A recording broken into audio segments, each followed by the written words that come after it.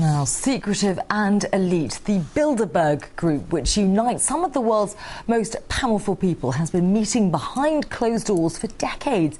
Its activities have become shrouded in a mist of conspiracy theories, with some claiming the members are trying to create a new world order. Well, one investigative journalist has just revealed to the European Parliament all he claims to have discovered about the Bilderbergers. And Daniel Estulin joins me now live from Brussels. Many thanks for joining us this evening, Mr. Estulin. So tell us more about what you found out about the group and what you believe it does. Well, thank you. First of all, thank you so much for having me. I found out over almost 20 years of research that what's today called the Bilderberg Group already existed over 800 years ago. They were back then called the Venetian Black Nobility. In fact, Bilderberg is the creation of the Synarchy movement of empires, who are the plenipotentiary founders and financiers of Hitler. And Synarchy International, they in turn were founded by the Martinist Freemason Esoteric Secret Society back in the 1770s as a kind of counterattack on the principles upon which the United States of America was built. So again, it's a lot of people speak of Bilderberg as a domain of conspiracy theories. Of course, it's not. It's a historical fact. And again, what's today called Bilderberg 800 years ago existed. It was called back then the Venetian Black Nobility. So interesting to hear that background. But what is it that you believe the group actually does today? And what evidence do you have to back up your claims? Well, the interesting thing is that a lot of people believe that Bilderberg is about one world government or creating the new world order. Especially people point out to speech made by George W. Bush back in the 1990s about the creation of one world government. It's not about that at all. It's a meeting of people who represent a particular ideology. That ideology is of money. So the idea is not to create one world government, but rather the creation of one world company limited, where the financial concerns are far more powerful than any government on earth. And we're seeing right now as evidence, very, very simple. We had to see in Europe, we had nation states. We had countries with our own constitutions, our own flags, our own currencies, our own monetary policies, and now we don't have any of that. The entire Europe is being led and directed through Brussels. In that sense, Spain, where I live, it has a currency. We lost it. We had a constitution. That's now subordinate to the European constitution.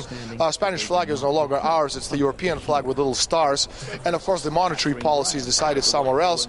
And we can see what they're doing, and Greece is a very good example of that destruction, we're witnessing, and Spain, of course, is going to be the next country to go. So why was the European Parliament so interested in hearing about your findings, and what reaction did you get?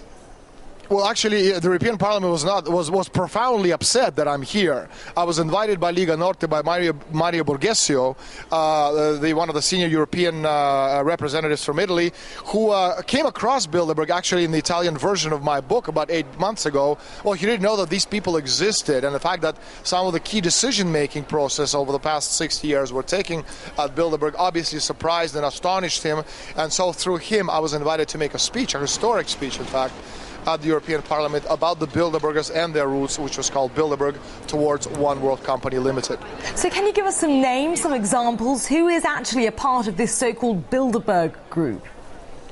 Well, this is the old NATO alliance. So you're talking about the European presidents, Prime Minister of Canada, the sitting president of the United States, top 50, 60 CEOs of the world's leading corporations, American senators and congressmen, European commissioners, all of the European royalty, of course, is present. And finally, talking about as well the leading bankers, the International Monetary Fund, the World Bank, the European Central Bank, the World Bank, and finally they're joined, and we have a lot of noise. I hope you can still hear me.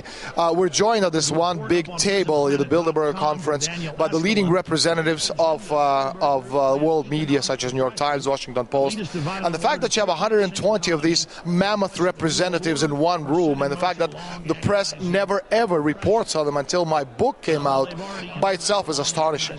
Fascinating theories. And what impact do you think that your findings in your speech to the European Parliament will have on the group, if any? Briefly, if you can. I'm sorry, you're going to have to repeat that, because again, there's a lot of noise coming from No, people that's to my fine. right. Just very briefly, if you can, what impact do you think that your findings and your speech that you gave to the European Parliament will have on the group, if any? Well, I'm hoping it's going to be, an effect of an atomic bomb going off right in the middle of the parliament.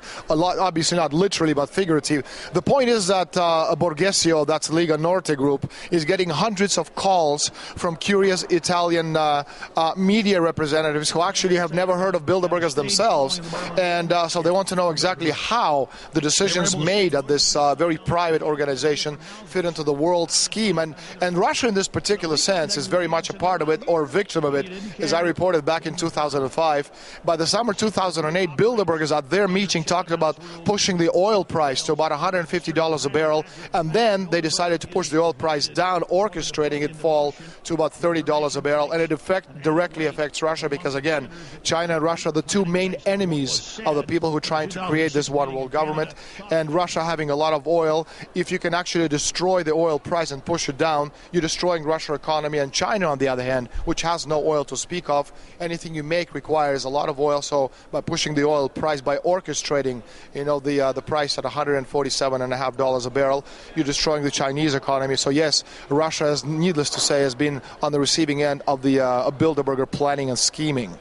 Okay, fascinating theories and a frightening thought, a figurative atomic bomb taking off in the European Parliament today. Okay, for now, many thanks. That was investigative journalist Daniel Estienne talking to us from Brussels.